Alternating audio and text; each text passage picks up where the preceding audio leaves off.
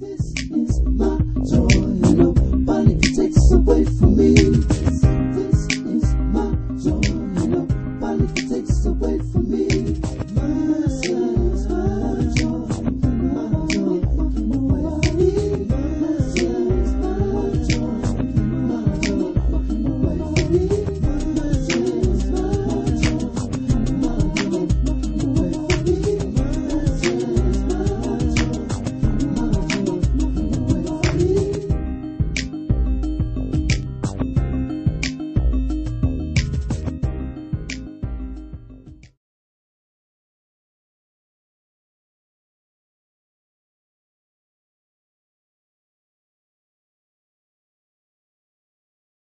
Hey hopefuls, it's me again, Miss Hope, and it's Monday, and I am in the hospital still. We're talking about a release date of tomorrow.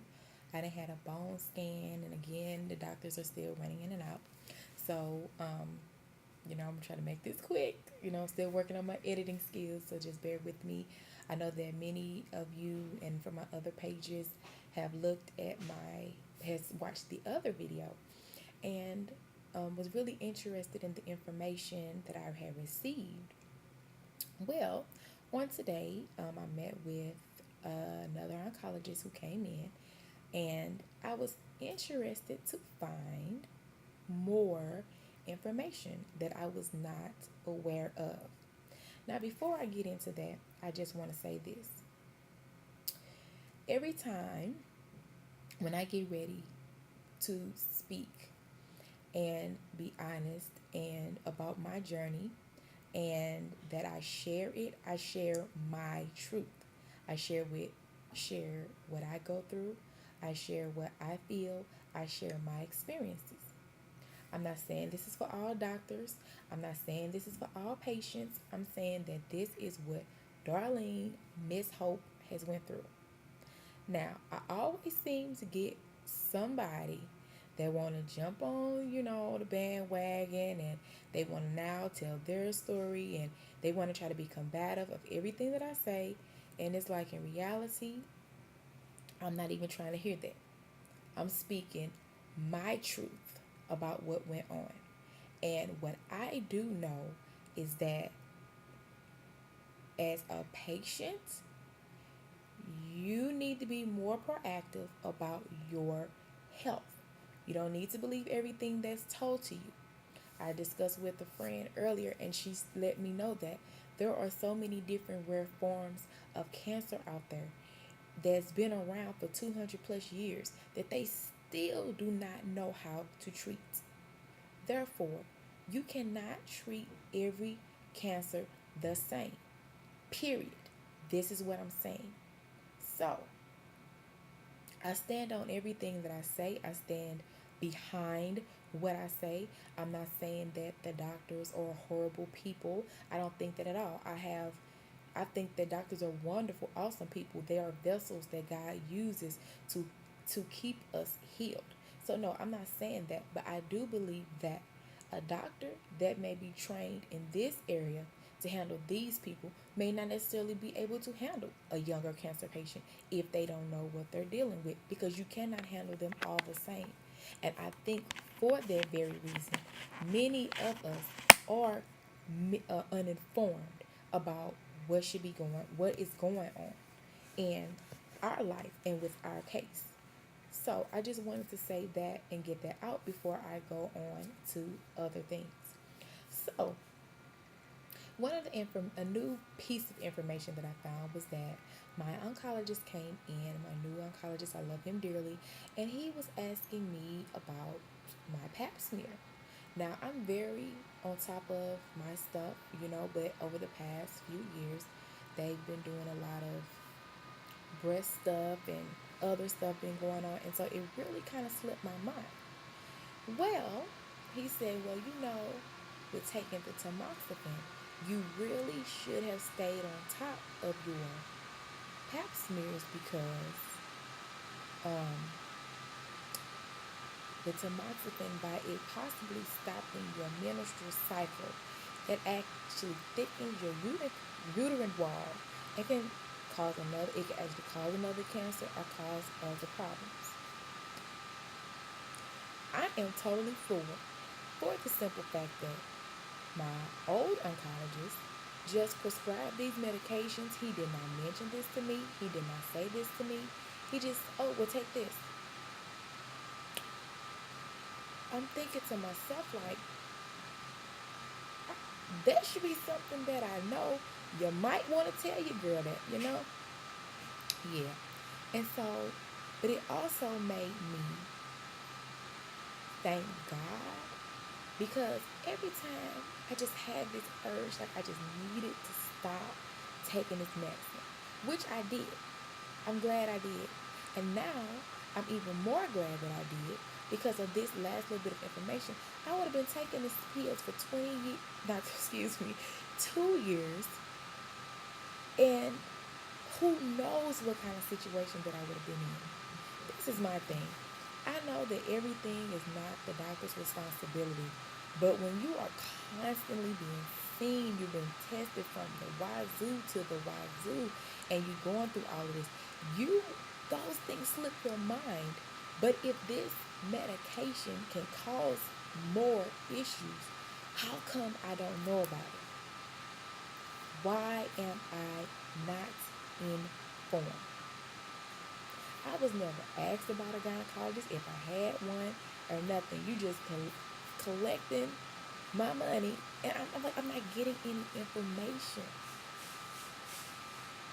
Yeah. So I was just totally floored with that bit of information. So then I found that I did have my breakfast testing and genetics testing, but they were saying that I would need to talk to a genetics counselor because I do have a history of cancer being in my family. Now, I was told that because of the breakfast test that came up negative, that everything is foolish and fancy free. Now I find out that we might have to dig just a little bit deeper to really see what was going on. So now I'm going to be set up with a genetic counselor. That was never an option before. Again, it makes a girl wonder. Now, I'm not a conspiracy theorist and all of that, but I deal with the facts. I deal with what's in front of my face.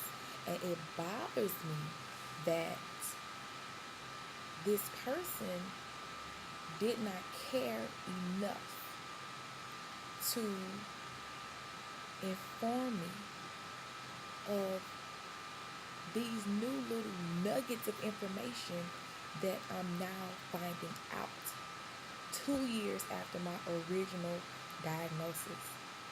That is such a humongous issue for me. I'm just like, are you serious? And then it leads me to believe that I know I'm not the only person.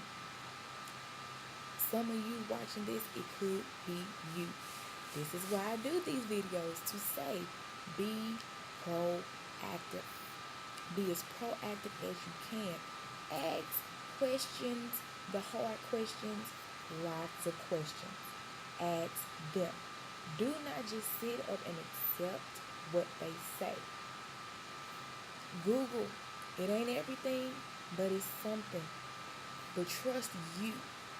Trust your gut. Trust your spirit. Trust you. Trust the person inside of you that says, I don't think that's right. That don't quite make sense. And get a second opinion. Yes, get a second opinion. I know it seems like I'm extremely animated, but after all this new discovery, I'm just like, I just thank God that I'm still here.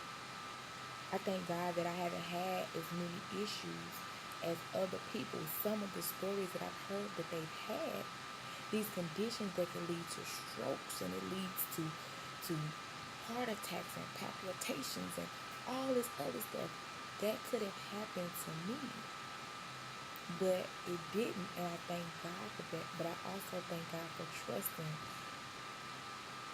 myself enough to know what works for me.